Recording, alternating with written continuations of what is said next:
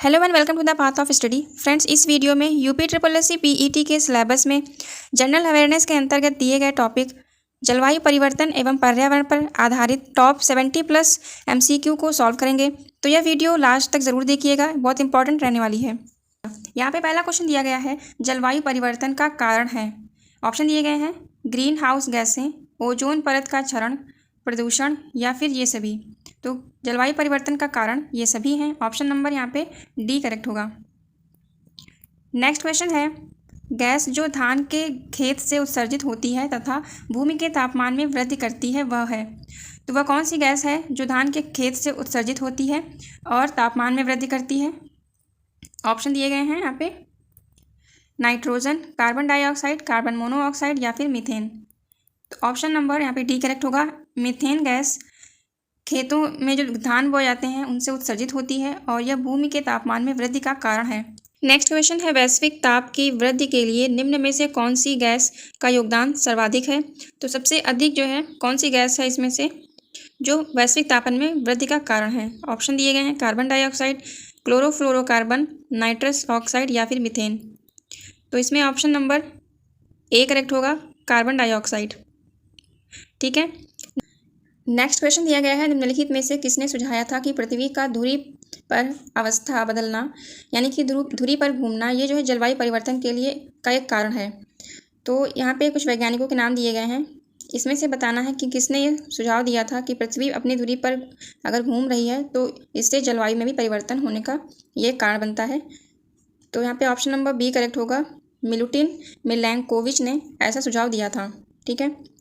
Next question दिया गया है, मानव की कौन सी क्रिया जलवायु से सर्वाधिक प्रभावित होती है? तो कौन सी क्रिया होगी? ऑप्शन दिए गए हैं, मत्स्य उद्योग, खनन, निर्माण या फिर कृषि। तो जलवायु परिवर्तन से सर्वाधिक मात्रा में कौन सा जो कार्य है वो प्रभावित होता है? ऑप्शन नंबर डी करेक्ट होगा, कृषि। क्वेश्चन दिया गया है, ग्रीन हाउस गैसों की संकल्पना की थी?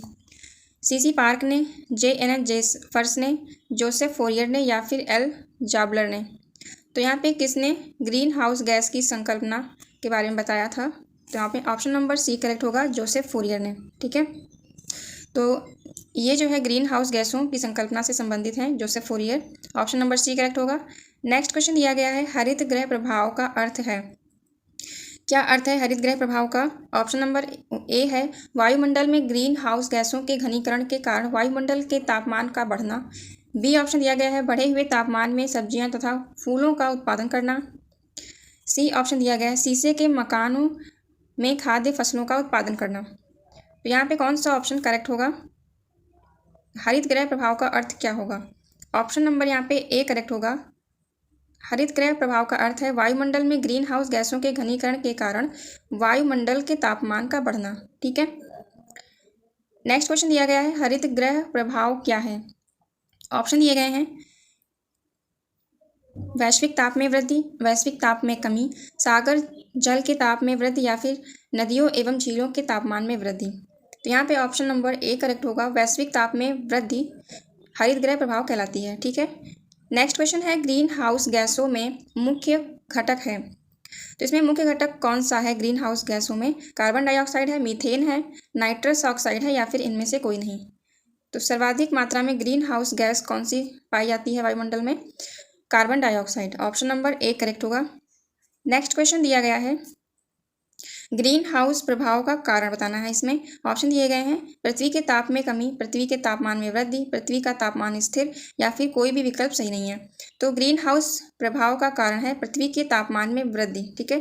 तो यहाँ पे ऑप्शन नंबर बी करेक्ट होगा। नेक्स्ट क्वेश्चन दिया गया है, निम्नलिखित में से कौन सी ग्रीन हाउस गैस नहीं है? मीथेन, नाइट्रस ऑक्साइड, क्लोरोफ्लोरोकार्बन या फिर हाइड्रोजन। तो इसमें से कौन सी ऐसी गैस है जो ग्रीन हाउस गैस नहीं है? तो यहाँ पे ऑप्शन नंबर डी करेक्ट होगा, हाइड्रोजन। ठीक है। ये सभी ग्रीन हाउस गैसें हैं। निम्नलिखित में से कौन सी हरित गृह गैस नहीं है? तो यहाँ पे कौन सी गैस नहीं होगी? ऑप्शन नंबर डी करेक्ट होगा, नाइट्रोजन। नेक्स्ट क्वेश्चन में पूछा है कि निम्नलिखित में से कौन सी ग्रीन हाउस गैस वायुमंडल में विशालतम सांद्रता में है? ठीक है। तो वायुमंडल में सबसे ज़्यादा कौन सी ग्रीन हाउस गैस है जो कि उसकी मात्रा सर्वाधिक है? ऑप्शन दिए गए हैं chlorofluorocarbon, nitrous oxide, carbon dioxide या फिर मीथेन। तो यहाँ पे ऑप्शन नंबर सी करेक्ट होगा, कार्बन डाइऑक्साइड। ठीक है, नेक्स्ट क्वेश्चन दिया गया है, निम्न में से किसमें ओजोन की सर्वाधिक सांद्रता मिलती है? तो कौन सा यहाँ पे वायुमंडल की परत है जिसमें ओजोन सर्वाधिक मात्रा में मिलती है? ऑप्शन दिए गए हैं ट्रोपोस्फियर, मीसोस्फियर, स्ट्रेटोस्फियर या फिर एक्सोस्फियर। ठीक है, तो इसमें ऑप्शन नंबर कौन सा करेक्ट होगा? सी करेक्ट होगा, स्ट्रेटोस्फियर में सर्वाधिक मात्रा में ओजोन गैस मिलती है। नेक्स्ट क्वेश्चन में पूछा है कि सूर्य के प्रकाश से पराबैंगनी विकिरण अभिक्रिया निम्न में से क्या पैदा करती है? तो सूर्य के प्रकाश से पराबैंगनी विकिरण यानी अल्ट्रावायलेट रेस जो होती हैं, कौन सी गैस पैदा करती हैं? Carbon monoxide, sulphur dioxide, ozone या फिर फ्लोराइड्स। ऑप्शन नंबर यहाँ पे कौन सा करेक्ट होगा? सी करेक्ट होगा, ओजोन। नेक्स्ट क्वेश्चन है, ओजोन परत पृथ्वी से करीब ऊंचाई पर है। तो ओजोन परत पृथ्वी से कितनी ऊंचाई पे है? 50 किलोमीटर, 300 किलोमीटर, 2000 किलोमीटर या फिर 30 किलोमीटर। तो यहाँ पे ऑप्शन नंबर डी करेक्ट होगा, ओजोन लेयर पृथ्वी से जो है 30 किलोमीटर की ऊंचाई पर स्थित है। नेक्स्ट क्वेश्चन है, समताप मंडल में ओजोन के स्तर को प्राकृतिक रूप से विनियमित किया जाता है? नाइट्रस ऑक्साइड द्वारा, नाइट्रोजन डाइऑक्साइड द्वारा, CFC द्वारा या फिर जलवाष्प के द्वारा। तो कौन सी गैस जो है समताप मंडल में ओजोन के स्तर को प्राकृतिक रूप से बैलेंस करती है? तो यहाँ पे ऑप्शन नंबर बी करेक्ट होगा, नाइट्रोजन डाइऑक्साइड। नेक्स्ट क्वेश्चन है, इनमें से कौन क्लोरोफ्लोरोकार्बन के लिए सत्य नहीं है? ऑप्शन दिए गए हैं, यह प्रशीतकों के रूप में प्रयोग में लाई जाती है, यह ग्रीन हाउस प्रभाव में योगदान नहीं देती है, यह समताप मंडल में ओजोन घटाने में उत्तरदायी है, डी ऑप्शन है, यह निचले वायुमंडल में अक्रियाशील है। यहाँ पे ऑप्शन नंबर कौन सा करेक्ट होगा? ऑप्शन नंबर बी करेक्ट होगा, यह ग्रीन हाउस प्रभाव में योगदान नहीं देती है। ठीक है, जो क्लोरोफ्लोरो CFC गैस है वो ग्रीन हाउस प्रभाव में उसका कोई भी योगदान नहीं होता है। ऑप्शन नंबर बी करेक्ट होगा। नेक्स्ट क्वेश्चन है, ओजोन छिद्र का निर्माण सर्वाधिक है? भारत के ऊपर है, अफ्रीका के ऊपर है, अंटार्कटिका के ऊपर है या फिर यूरोप के ऊपर है? तो ओजोन छिद्र का निर्माण सर्वाधिक मात्रा में किस के ऊपर है? अंटार्कटिका के ऊपर है, लेकिन वर्तमान में ये लगभग पूरी तरह से छिद्र बंद हो चुका है। नेक्स्ट क्वेश्चन दिया गया है, जलवायु परिवर्तन पर भारत की प्रथम राष्ट्रीय कार्य योजना कब लोकार्पित की गई थी? ऑप्शन दिए गए हैं 2000, 2008 में, 2012 में या फिर 2015 में। तो आंसर यहाँ पे होगा ऑप्शन नंबर बी करेक्ट होगा, 2008 में जलवायु परिवर्तन पर भारत की पहली राष्ट्रीय कार्य योजना प्रारंभ की गई थी। नेक्स्ट क्वेश्चन है, निम्नलिखित में कौन सा एक भारत के राष्ट्रीय जलवायु परिवर्तन कार्य योजना के 8 मिशनों में शामिल नहीं है? ऑप्शन दिए गए हैं, सौर शक्ति है, वनीकरण है, नाभिकीय शक्ति है या फिर अपशिष्ट से ऊर्जा परिवर्तन। तो यहाँ पे कौन सी योजना है जो कि 8 मिशनों में से इन चारों में से कौन शामिल नहीं है? यहाँ पे ऑप्शन नंबर सी करेक्ट होगा, ये जो नाभिकीय शक्ति है ये इससे संबंधित नहीं है। नेक्स्ट क्वेश्चन दिया गया है, निम्नलिखित में से किस देश ने ग्रीन हाउस गैस के उत्सर्जन में कमी करने हेतु वर्ष 2019 में कार्बन टैक्स लगाने की घोषणा की है? तो थाईलैंड ने की थी, चीन ने, सिंगापुर ने या फिर मलेशिया ने? यहाँ पे ऑप्शन नंबर सी करेक्ट होगा, सिंगापुर। नेक्स्ट क्वेश्चन दिया गया है, बेसल जो कन्वेंशन है इसका उद्देश्य निम्नलिखित में से किसके प्रतिकूल प्रभावों से मनुष्य के स्वास्थ्य और पर्यावरण की रक्षा करता है? ऑप्शन दिए गए हैं, खतरनाक अपशिष्ट, दूसरा ऑप्शन है सतत जैविक प्रदूषण, पारा या फिर पारद, और डी ऑप्शन दिया गया है रसायन और पीड़कनाशी। तो यहाँ पे कौन सा ऑप्शन करेक्ट होगा? जो बेसल कन्वेंशन है वो रिलेटेड है खतरनाक अपशिष्टों से। ठीक है, नेक्स्ट क्वेश्चन दिया गया है, निम्नलिखित में से कौन सा संरक्षित क्षेत्र कावेरी बेसिन में स्थित है? तो नागरहोल राष्ट्रीय उद्यान, पापीकोंडा राष्ट्रीय उद्यान, सत्यमंगलम बाघ आरक्षित क्षेत्र या फिर वायनाड वन्य जीव अभ्यारण्य। ठीक है, यहाँ पे 4 ऑप्शन दिए गए हैं और इनको इनमें से आगे पूर्व में बताना है कि कौन सा सही है। ठीक है, तो जो कावेरी बेसिन है उसका संरक्षित क्षेत्र है, उसके अंतर्गत पहला, तीसरा और चौथा जो है, पहला यानी कि नागरहोल राष्ट्रीय उद्यान, सत्यमंगलम बाघ आरक्षित क्षेत्र और वायनाड वन्यजीव अभ्यारण्य शामिल हैं। ठीक है, तो यहाँ पे ऑप्शन नंबर सी करेक्ट होगा। नेक्स्ट क्वेश्चन दिया गया है, कार्बन क्रेडिट का दृष्टिकोण इनमें से किससे शुरू हुआ था। यानी कि ये क्वेश्चन दिया गया है कि कार्बन क्रेडिट, यहाँ जो ऑप्शन दिए गए हैं किससे रिलेटेड है। क्योटो प्रोटोकॉल से है, अर्थ शिखर सम्मेलन से है, मॉन्ट्रियल प्रोटोकॉल से, या फिर G8 शिखर सम्मेलन से है। तो यहाँ पे ऑप्शन नंबर ए करेक्ट होगा, कार्बन क्रेडिट क्योटो प्रोटोकॉल से रिलेटेड है। नेक्स्ट क्वेश्चन है, 50 से अधिक देशों द्वारा समर्थित संयुक्त राष्ट्र का मौसम परिवर्तन समझौता कब प्रभावी हुआ था। यहाँ पे ऑप्शन दिए गए हैं, तो यहाँ पे ऑप्शन नंबर कौन सा करेक्ट होगा, ए करेक्ट होगा। 21 मार्च 1994 को 50 से अधिक देशों द्वारा संयुक्त राष्ट्र का मौसम परिवर्तन समझौता ये प्रभावी हुआ था। ठीक है, आगे पूछा गया है, biocarbon fund initiative for sustainable forest landscape का प्रबंधन निम्नलिखित में से कौन करता है। एशिया विकास बैंक, संयुक्त अंतर्राष्ट्रीय मुद्रा कोष, संयुक्त राष्ट्र पर्यावरण कार्यक्रम, या फिर विश्व बैंक। तो इसका प्रबंधन कौन करता है, विश्व बैंक करता है। ऑप्शन नंबर डी करेक्ट होगा। नेक्स्ट क्वेश्चन में पूछा है, जलवायु आपात की घोषणा करने वाला पहला देश निम्नलिखित में से कौन है। स्वीडन है, न्यूजीलैंड है, यूके है, या फिर आयरलैंड है। तो सबसे पहले जलवायु आपात की घोषणा करने वाला देश यूके था। ऑप्शन नंबर यहाँ पे सी करेक्ट होगा। नेक्स्ट क्वेश्चन दिया गया है, निम्नलिखित में से कौन सा विश्व का पहला देश है जिसने भूमंडलीय तापन के प्रतिकरण के लिए कार्बन टैक्स लगाने का प्रस्ताव रखा था। ऑप्शन दिए गए हैं, ऑस्ट्रेलिया, जर्मनी, जापान, या फिर न्यूजीलैंड। यहाँ पे ऑप्शन नंबर डी करेक्ट होगा, न्यूजीलैंड। नेक्स्ट क्वेश्चन है, निम्नलिखित में से किस देश को दुनिया में कार्बन निगेटिव देश के रूप में जाना जाता है। ऑप्शन दिए गए हैं, अफगानिस्तान, बहरीन, भूटान, या फिर नेपाल। तो दुनिया में कार्बन निगेटिव देश के रूप में भूटान को जाना जाता है, क्योंकि भूटान देश सबसे कम मात्रा में या फिर ना के बराबर कार्बन का उत्सर्जन करता है। ठीक है, नेक्स्ट क्वेश्चन दिया गया है, संयुक्त राष्ट्र पर्यावरण कार्यक्रम यानी यूनाइटेड नेशन एनवायरनमेंट प्रोग्राम के लिए भारत में निम्नलिखित में किसे केंद्र अभिकरण यानी नोडल एजेंसी बनाया गया है। ऑप्शन दिए गए हैं, यहाँ पे 4 ऑप्शन दिए गए हैं, गृह मंत्रालय, पृथ्वी विज्ञान मंत्रालय, विज्ञान और प्रौद्योगिकी मंत्रालय, या फिर पर्यावरण, वन एवं जलवायु परिवर्तन मंत्रालय। तो इसमें से ऑप्शन नंबर ए करेक्ट होगा, पर्यावरण, वन एवं जलवायु परिवर्तन मंत्रालय को यूनाइटेड नेशन एनवायरनमेंट प्रोग्राम के लिए भारत में एक नोडल एजेंसी बनाया गया है। ठीक है, नेक्स्ट क्वेश्चन है, निम्नलिखित में से कौन सा कथन कार्बन के सामाजिक मूल्य पद का सर्वोत्तम रूप से वर्णन करता है। आर्थिक मूल्य के रूप में यह निम्न में से किसकी माप है। ठीक है, जो कार्बन सामाजिक मूल्य पद है ये जो है किसका मापन करता है। ऑप्शन यहाँ पे दिए गए हैं, तो यहाँ पे ऑप्शन नंबर सी करेक्ट होगा, किसी जलवायु शरणार्थी द्वारा किसी नए स्थान के प्रति अनुकूलित होने हेतु किए गए प्रयास को कार्बन के सामाजिक मूल्य पद का सर्वोत्तम रूप इसको कहते हैं। नेक्स्ट क्वेश्चन है, जैव विविधता शब्द की रचना किसने की थी। ऑप्शन दिए गए हैं, VP Singh, Karl Mobius, sir AG Tansley. Option D है वॉल्टर जी रोजेन। तो किसने बायोडाइवर्सिटी शब्द की रचना की थी। ऑप्शन नंबर डी करेक्ट होगा यहाँ पे, वॉल्टर जी रोजेन ने।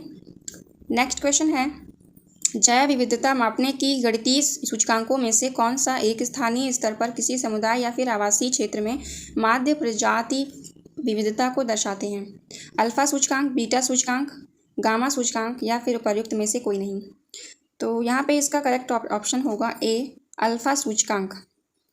ठीक है, तो जैव विविधता को मापने के लिए अल्फा सूचकांक को एक स्थानीय स्तर पर किसी समुदाय क्षेत्र में माध्य प्रजाति की विविधता को इसमें दर्शाया जाता है। ठीक है, नेक्स्ट क्वेश्चन है, जैव विविधता का सबसे महत्वपूर्ण पहलू है। भोजन है, औषधि है, औद्योगिक उपयोग है, या फिर पारिस्थितिकी तंत्र का निर्वहन है। तो जैव विविधता का सबसे महत्वपूर्ण पहलू ऑप्शन नंबर डी करेक्ट होगा, पारिस्थितिकी तंत्र का निर्वहन करना। नेक्स्ट क्वेश्चन, सर्वाधिक जैव विविधता कहाँ पाई जाती है। उष्णकटिबंधीय वर्षा वनों में, शीतोष्णकटिबंधीय वनों में, शंकुधारी वनों में, या फिर उत्तर ध्रुवीय वनों में। तो यहाँ पे ऑप्शन नंबर ए करेक्ट होगा, सबसे ज़्यादा जो बायोडाइवर्सिटी पाई जाएगी वो उष्णकटिबंधीय वर्षा वनों में पाई जाती है। नेक्स्ट क्वेश्चन दिया गया है, निम्नलिखित में कौन सा एक जैव विविधता में कमी होने का कारण नहीं है। यानी कि ऑप्शन के अकॉर्डिंग कौन सा यहाँ पे ऑप्शन करेक्ट होगा जो कि बायोडाइवर्सिटी को किसी भी प्रकार से बायोडाइवर्सिटी के लिए किसी भी प्रकार से हार्मफुल नहीं है। तो बड़े पैमाने पर वन की कटाई करेंगे।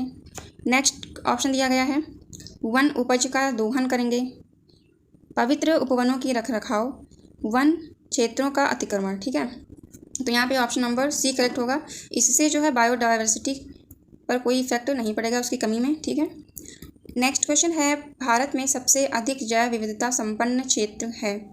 सबसे ज़्यादा जैव विविधता किन क्षेत्रों में पाई जाती है? गंगा के मैदान में, ट्रांस हिमालय में, पश्चिमी घाट में या फिर मध्य भारत में? तो यहाँ पे ऑप्शन नंबर सी करेक्ट होगा। ऑप्शन नंबर सी करेक्ट होगा। पश्चिमी घाट जो है वो सबसे ज़्यादा वहाँ पे बायोडाइवर्सिटी देखने को मिलती है। नेक्स्ट क्वेश्चन है, भारतीय हाथियों के संदर्भ में निम्नलिखित कथनों पर विचार करना है। ऑप्शन नंबर पहला है कि हाथियों के समूह का नेतृत्व मादा करती है। ऑप्शन सही है यहाँ पे। नेक्स्ट है, हाथी की अधिकतम गर्भावधि 22 माह तक होती है। ये भी ऑप्शन करेक्ट है। नेक्स्ट ऑप्शन दिया गया है, सामान्य हाथी में 40 वर्ष की आयु तक ही बच्चे पैदा करने की क्षमता होती है। ये ऑप्शन गलत है। डी ऑप्शन दिया गया है, भारत के राज्यों में हाथियों की सर्वाधिक जो जनसंख्या है वो केरल में पाई जाती है। ये भी ऑप्शन गलत है। तो यहाँ पे पहला और दूसरा ऑप्शन करेक्ट है। ठीक है, ऑप्शन नंबर ए यहाँ पे करेक्ट होगा। नेक्स्ट क्वेश्चन दिया गया है, निम्नलिखित में से कौन एक भारत का बायोडाइवर्सिटी हॉटस्पॉट नहीं है? ऑप्शन दिए गए हैं, हिमालय, विंध्यन, उत्तरी पूर्वी भारत या फिर पश्चिमी घाट। तो इसमें जो है जो विंध्यन है, विंध्यन पर्वत वो बायोडाइवर्सिटी हॉटस्पॉट नहीं है। ऑप्शन नंबर बी यहाँ पे करेक्ट होगा। नेक्स्ट क्वेश्चन है, सर्वाधिक जैव विविधता पाई जाती है शांत घाटी में पाई जाती है, कश्मीर में, सुरमा घाटी में या फिर फूलों की घाटी में? तो सबसे ज़्यादा बायोडाइवर्सिटी पाई जाती है शांत घाटी में। ऑप्शन नंबर यहाँ पे ए करेक्ट होगा। नेक्स्ट क्वेश्चन है, साइलेंट वैली परियोजना निम्नलिखित में से किस राज्य से संबंधित है? ऑप्शन दिए गए हैं, उत्तराखंड, हिमाचल प्रदेश, केरल और तमिलनाडु। तो साइलेंट वैली परियोजना किस राज्य से संबंधित है? केरला से संबंधित है। ऑप्शन नंबर यहाँ पे सी करेक्ट।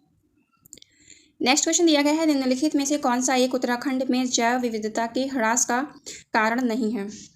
सड़कों का विस्तार, नगरीकरण, बंजर भूमि का वनीकरण या फिर कृषि का विस्तार?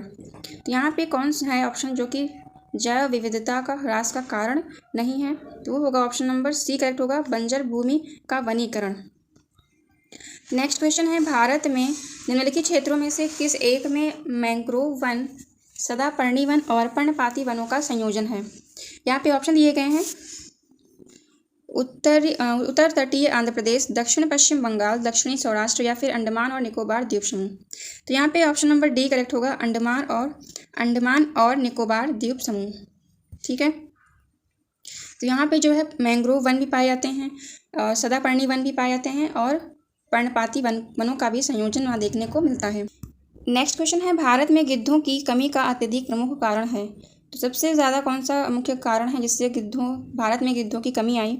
जीवाणु संक्रमण से, विषाणु संक्रमण से या फिर जानवरों को दर्द निवारक दवाइयाँ देने से या फिर जानवरों को एस्ट्रोजन इंजेक्शन देने से? तो यहाँ पे ऑप्शन नंबर सी करेक्ट होगा, जानवरों को दर्द निवारक दवाइयाँ देने से भारत में गिद्धों की कमी आई थी। तो ये मुख्य कारण था। नेक्स्ट क्वेश्चन है, ड्यूगोंग नामक समुद्री जीव जो कि विलोपन की कगार पर है, क्या है? तो ये क्या है? जो ड्यूगोंग है वो क्या है? समुद्री जीव है, लेकिन यहाँ पे ऑप्शन दिए गए हैं कि शार्क है, बोनी फिश है, उभयचर है या फिर स्तनधारी है। तो यहाँ पे ऑप्शन नंबर डी करेक्ट होगा। ठीक है, ये जो है स्तनधारी जीव है। नेक्स्ट क्वेश्चन है, भारतीय वन्य जीवन के संदर्भ में उड्डयन वल्गुल या फ्लाइंग फॉक्स निम्नलिखित में क्या है?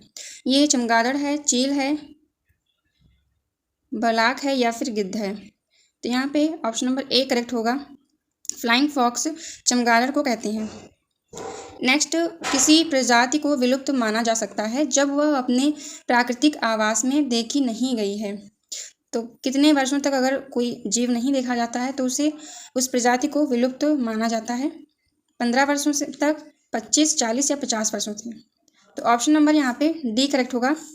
यदि किसी प्रजाति को 50 वर्षों तक उसके प्राकृतिक आवास में नहीं देखते हैं या फिर वहाँ नहीं दिखाई देती तो उसे विलुप्त माना जाता है। नेक्स्ट क्वेश्चन है, इंडस डॉल्फिन जो दुनिया का एक विरल यानी दुर्लभ स्तनपायी है, भारत में मुख्य रूप से निम्नलिखित में से किस नदी में पाई जाती है? तो गंगा में पाई जाती है, ऑप्शन नंबर ए करेक्ट होगा। कार्टेजेना शहर जो जैव सुरक्षा प्रोटोकॉल के लिए प्रसिद्ध है, ठीक है, जो कार्टेजेना प्रोटोकॉल है वो जो कार्टेजेना शहर के नाम पे उस प्रोटोकॉल का नाम रखा गया था। तो ये कार्टेजेना ये कहाँ है, शहर कहाँ पे है? कोलंबिया में है, वेनेजुएला में है, ब्राज़ील में है या फिर गुयाना में है? तो यहाँ पे ऑप्शन नंबर ए करेक्ट होगा। कार्टेजेना शहर ये कोलंबिया में स्थित है। नेक्स्ट क्वेश्चन है, जैव विविधता के साथ साथ मनुष्य की परंपरागत जीवन की संरक्षण के लिए सबसे महत्वपूर्ण रणनीति निम्नलिखित में से किस एक की स्थापना करने में निहित है? तो जैव मंडल निचय की स्थापना करने में, वानस्पतिक उद्यानों की, राष्ट्रीय उपवनों की या फिर वन्यजीव अभ्यारण्यों की?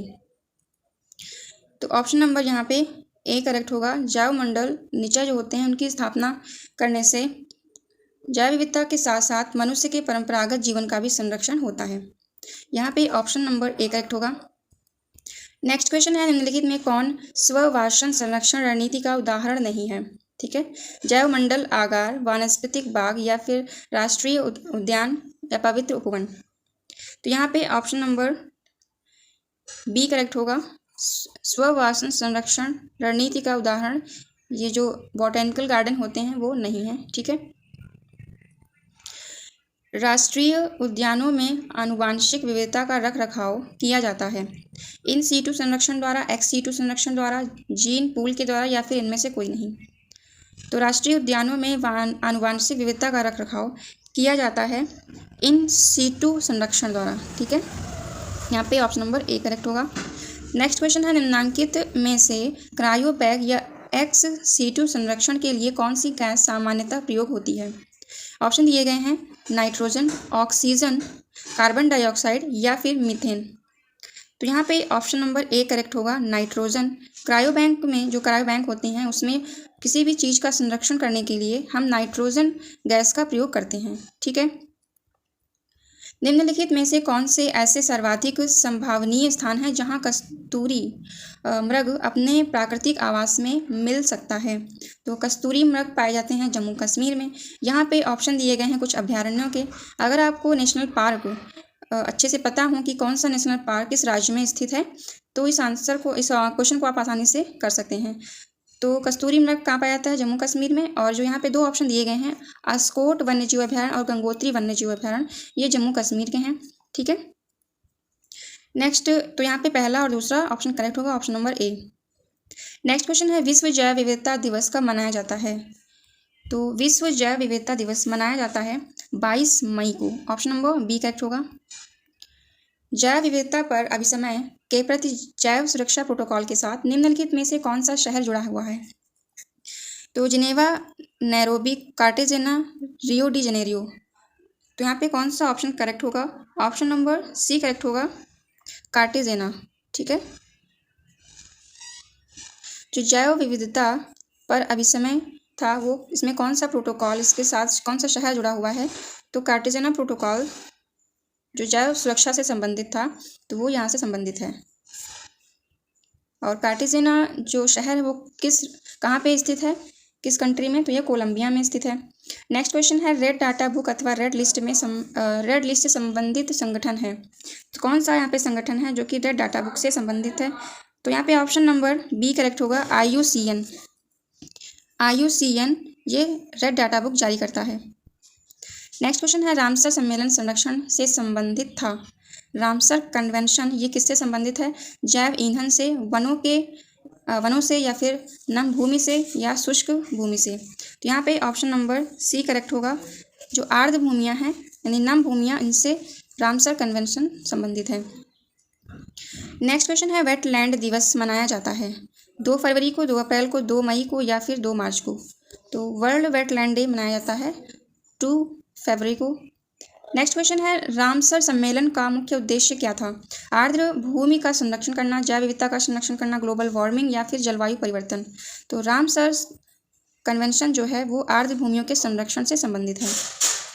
नेक्स्ट क्वेश्चन है, संयुक्त राष्ट्र संघ ने दशक 2011-2020 को घोषित किया था। तो 2011 से लेकर 2020 को घोषित किया था संयुक्त राष्ट्र ने। क्या घोषित किया था? जैव विविधता दशक, प्रदूषण का दशक या फिर अंतरिक्ष प्रौद्योगिकी का दशक। तो यहाँ पे ऑप्शन नंबर ए करेक्ट होगा। जैव विविधता दशक घोषित किया था संयुक्त राष्ट्र संघ ने वर्ष 2011 से लेकर 2020 तक। ठीक है। नेक्स्ट क्वेश्चन है, भारतीय संसद द्वारा जैव विविधता अधिनियम पारित किया गया था। तो जैव विविधता अधिनियम कब पारित किया गया था भारतीय संसद द्वारा? ऑप्शन नंबर यहाँ पे बी करेक्ट होगा, दिसंबर 2002।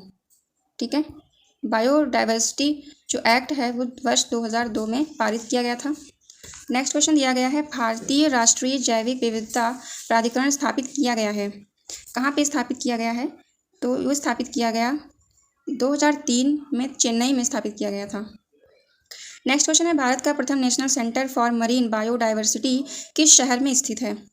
यहाँ पे ऑप्शन नंबर बी करेक्ट होगा, जामनगर में। ठीक है। तो भारत का पहला national centre for marine biodiversity Jamnagar में स्थित है। जामनगर कहाँ पे है? गुजरात में। इम्पॉर्टेंट है काफ़ी ये। नेक्स्ट क्वेश्चन है, भारत द्वारा भूमि क्षरण तटस्थता प्राप्त करने का लक्ष्य रखा गया है। कब तक रखा गया है?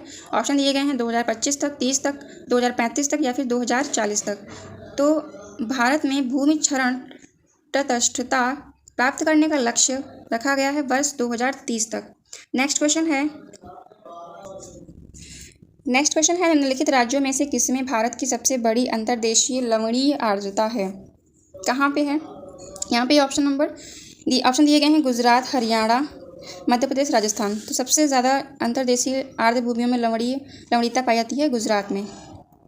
नेक्स्ट क्वेश्चन, यहाँ पे एक साइड पे नेशनल पार्क के नाम दिए गए हैं और वे नेशनल पार्क किस राज्य में स्थित हैं उसका यहाँ पे उनका मैच करना है। ठीक है। तो चंद्रप्रभा नेशनल पार्क ये कहाँ पे है? चंद्रप्रभा नेशनल पार्क है उत्तर प्रदेश में। नेक्स्ट है साइलेंट वैली, ये केरल में है। फूलों की घाटी उत्तराखंड में है। और डी है इंद्रावती छत्तीसगढ़ में है। ठीक है। इंद्रावती नेशनल पार्क कहाँ पे है? छत्तीसगढ़ में। तो यहाँ पे जो एक क्रम है 3412 ऑप्शन नंबर यहाँ बी करेक्ट होगा। नेक्स्ट क्वेश्चन है, सबसे लंबा जीवित वृक्ष है। ठीक है। ऑप्शन दिए गए हैं यूकेलिप्टस, सिकोया, देवदार या फिर पर्णांग। तो ऑप्शन नंबर यहाँ पे कौन सा करेक्ट होगा? बी करेक्ट होगा, सबसे लंबा जीवित वृक्ष है सिकोया। नेक्स्ट क्वेश्चन है, यदि किसी पौधे की विशिष्ट जाति को वन्य जीव सुरक्षा अधिनियम 1972 की अनुसूची 4 में रखा गया है तो इसका क्या तात्पर्य है? तो इस जो खेती की जा रही है वन्य जीव सुरक्षा अधिनियम के जो विशिष्ट जातियां हैं उनके क्षेत्र में, तो उस पौधे की खेती करने के लिए लाइसेंस की आवश्यकता होगी। सेकंड ऑप्शन है, ऐसे पौधों की खेती किसी भी परिस्थिति में नहीं हो सकती है और यह एक आनुवंशिकता रूपांतरित फसली पौधा है या फिर ऐसा पौधा आक्रामक होता है और पारितंत्र के लिए हानिकारक होता है। तो पौधे की विशिष्ट जाति को वन्यजीव सुरक्षा अधिनियम 1972 की अनुसूची 4 में रखा जाता है तो उसकी खेती करने के लिए लाइसेंस की आवश्यकता होती है। ऑप्शन नंबर यहाँ पे ए करेक्ट होगा। नेक्स्ट क्वेश्चन है, इस वीडियो का लास्ट क्वेश्चन है। यहाँ पे एक्ट दिए गए हैं और इनको उनके वर्षों के हिसाब से जो है क्रम में रखना है। ठीक है। तो पहला है वन्य जीव संरक्षण अधिनियम, ये आया था 1972 में। जैव विविधता अधिनियम, जिनकी बायोडाइवर्सिटी एक्ट 2002। ठीक है। प्रोजेक्ट टाइगर प्रोजेक्ट 1973 में और प्रोजेक्ट हाथी यानी कि एलिफेंट प्रोजेक्ट जो था वो 1992 में आया था। ठीक है। तो उस हिसाब से इसको क्रम में अरेंज करना है। तो सबसे पहले होगा ऑप्शन नंबर ए, उसके बाद 3, 4 एंड लास्ट में 2, 1, 3, 4, 2 ऑप्शन नंबर बी करेक्ट होगा। तो ये वीडियो फ्रेंड्स यहीं पे कंप्लीट होती है। अगर वीडियो आपके लिए हेल्पफुल रही हो तो प्लीज़ वीडियो को लाइक करिएगा, हमारे चैनल को सब्सक्राइब कर लीजिए ताकि आने वाली वीडियोस का नोटिफिकेशन आपको आसानी से मिल सके। Thank you for watching. जय हिंद।